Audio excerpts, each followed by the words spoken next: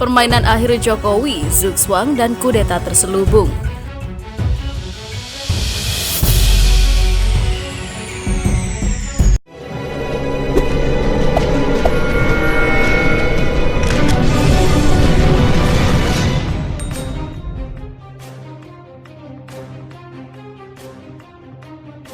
Seperti dalam permainan catur, politik Jokowi sudah melewati permainan pembukaan dan permainan tengah, kini memasuki permainan akhir. Dalam permainan catur dikenal istilah blunder dan zugzwang. Blunder apabila pemain melakukan kesalahan fatal sehingga merugikan posisinya. Zugzwang jika pemain tidak memiliki pilihan langkah sehingga apapun langkah yang dijalankan adalah langkah keterpaksaan yang membuat posisinya semakin lemah. Kini kita bisa melihat permainan akhir Jokowi yang penuh dengan blunder dan zugzwang. Blunder fatal pertama Jokowi adalah ketika membuat Perpu COVID-19 yang sudah disahkan menjadi undang-undang. Dalam Perpu ini, dalam waktu 3 tahun ke depan 2020 hingga 2022, eksekutif telah merampas hak budget rakyat yang diwakili DPR.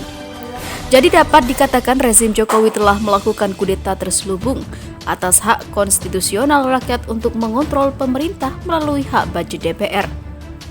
Mengapa DPR menerima? Jelas ini buah dari Grand Coalition di pemerintahan Jokowi saat ini.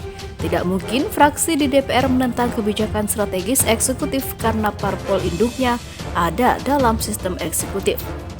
Blunder fatal kedua Jokowi adalah ketika memaksakan syahwat politik aji mumpung untuk membangun dinasti di Solo.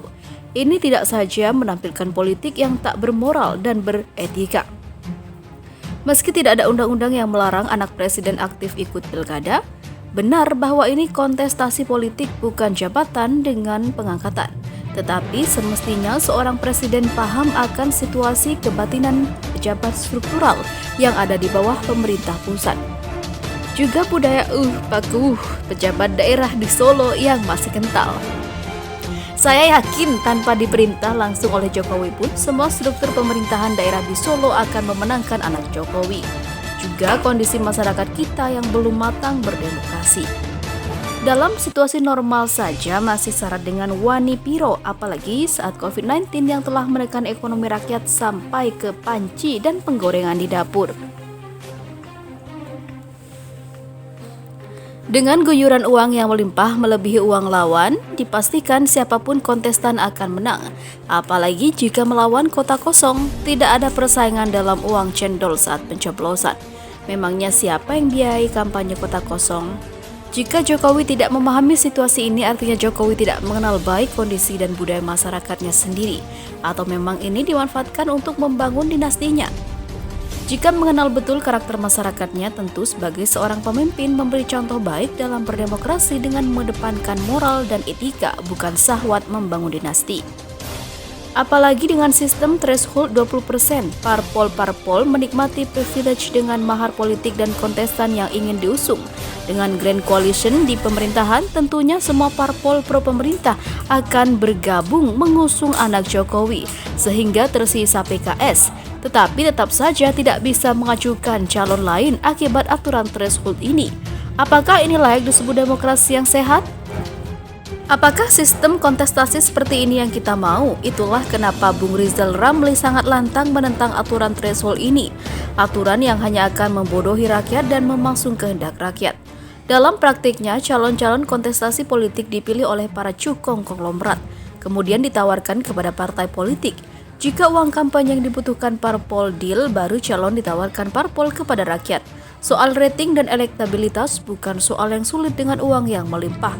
Inilah buah dari demokrasi populisme. Saya mengusulkan jika ada calon kontestasi politik melawan kota kosong, sebaiknya diganti saja dengan sendal jepit. Setidaknya sebelum memilih rakyat akan berpikir mana yang lebih bermanfaat, si calon tunggal atau sendal jepit. Kemudian saya akan bahas langkah zugzwang Jokowi.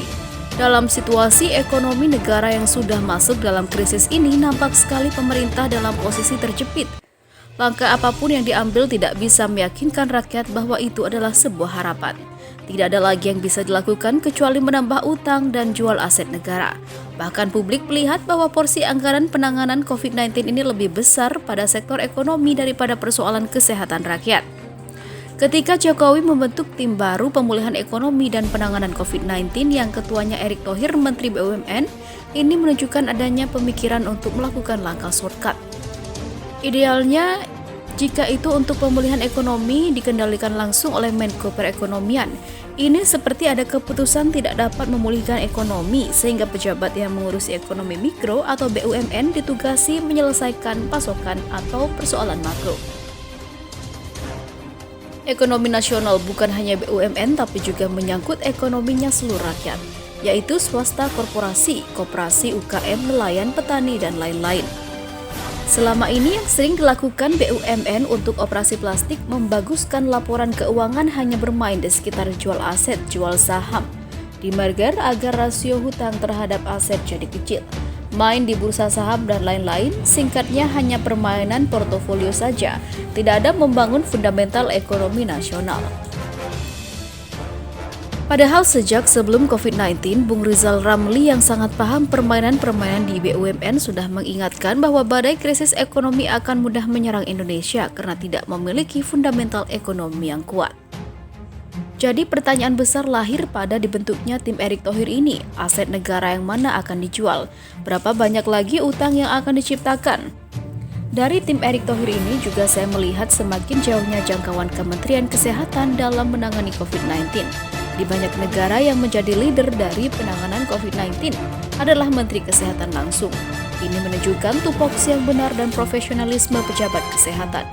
Jadi kesimpulannya sangat mungkin terjadi persoalan COVID-19 tidak atau tertangani baik.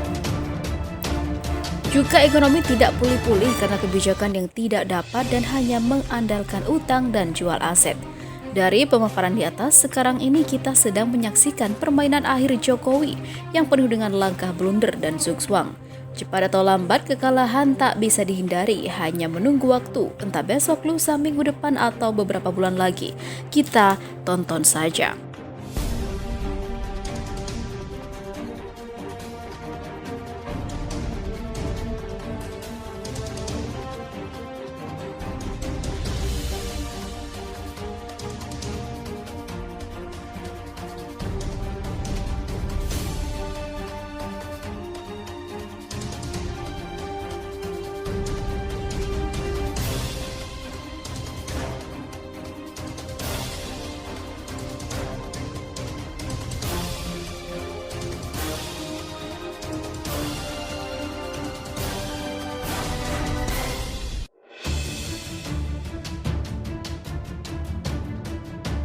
PDIP dukung Gibran, pengamat mengatakan wajar kan anak Jokowi.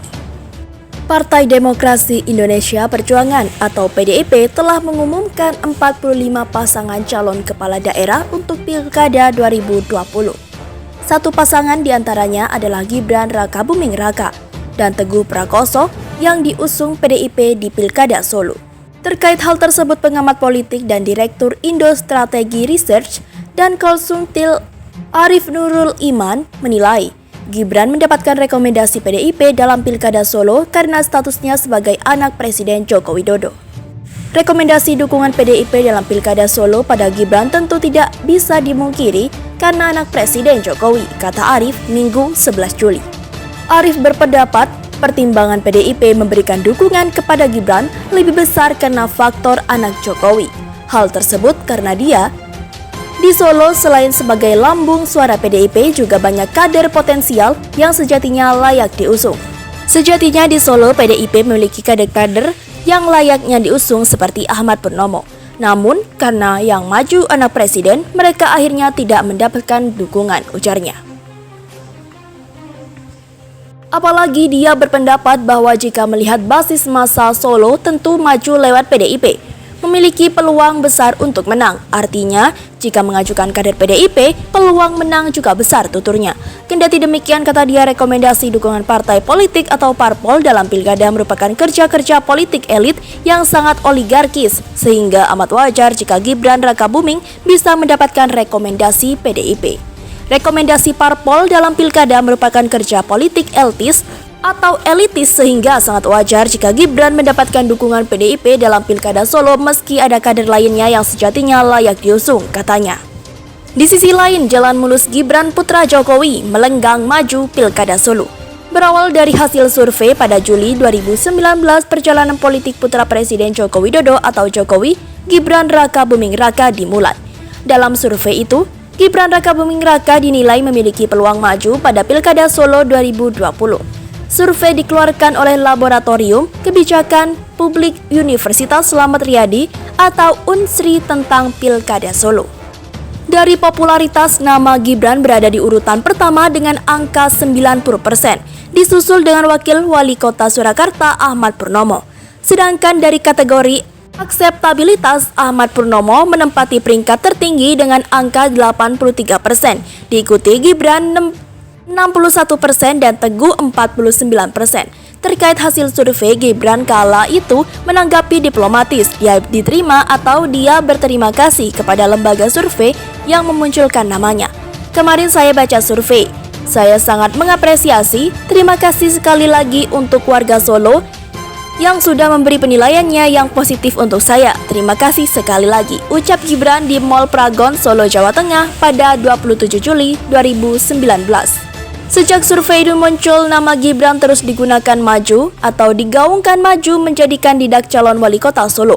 Bahkan relawan pendukung Gibran mulai bermunculan. Berikut langkah Gibran Raka Buming hingga akhirnya mendapat tiket emas dari PDIP maju di Pilkada Solo. Bergabung masuk PDIP. Pada Senin 23 September 2019, Gibran Raka Buming Raka mendatangi kantor DPC PDIP Solo di Jalan Hasanuddin, Brengosan, Solo, Jawa Tengah. Kedatangan Gibran diterima Ketua PAC Banjarsari Joko Santoso dan jajarannya. Saya kesini mau bikin kartu tanda anggota dan klarifikasi masalah spanduk, kata Gibran kala itu.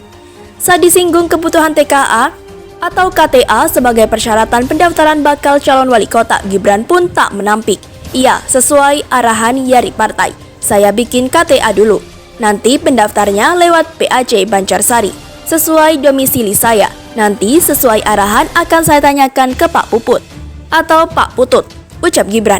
Gibran lantas menyerahkan foto diri dan mengisi formulir pendaftaran kartu anggota partai. Urusan pendaftaran sebagai kader PDIP pun rampung dalam waktu singkat. Sowan ke Megawati. Pada Kamis 24 Oktober 2019, Gibran mendatangi kediaman Ketua Umum PDIP Megawati Soekarno Putri.